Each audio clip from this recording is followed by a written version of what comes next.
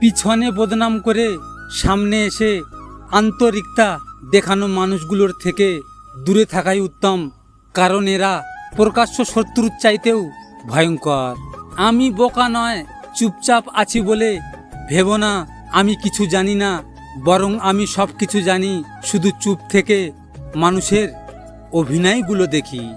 সফল হতে পারবো কিনা জানি না, তবে পরিশ্রম করে যাব, কারণ মানুষ বেইমানি করলেও পরিশ্রম কখনো বেইমানি করে না। বাস্তবতা হলো, যাকে তুমি অনেক যত্ন করবে, ভালোবাসবে, মিস করবে, কেয়ার করবে, সেই তোমাকে সবচেয়ে বেশি অবহেলা করবে। মানুষ তার জ্ঞানের পরিচয় দেয় তার কথায়, যোগ্যতার পরিচয় দেয় তার কর্মে, আর তার নিজের পরিচয় দেয় তার ব্যবহারে। আপনি যে সৎ তা সব জায়গায় প্রমাণ করতে যাবেন না। যেখানে সততার মূল্য নেই সেখানে সততা দিয়ে আপনি কিছুই করতে পারবেন না। প্রতিশোধ নেওয়ার কোনো প্রয়োজন নেই, শুধু চুপচাপ বসে অপেক্ষা করো।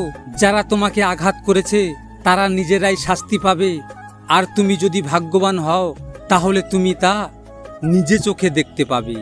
মানুষের যখন প্রয়োজন ফুরিয়ে যায় তখন তার ভাষা আর ব্যবহার দুটোই পাল্টে যায়। কোনো আত্মীয়কে পরীক্ষা করতে হলে 3টি প্রশ্ন করুন। 1, আমি খুব অভাবে আছি, আমাকে কিছু টাকা দিতে পারবেন? 2, আমায় একটি কাজের জোগাড় করে দিতে পারবেন? 3, আমি তোমার বাড়ি আসতে চাই, কয়েকদিন আমায় থাকতে দেবে।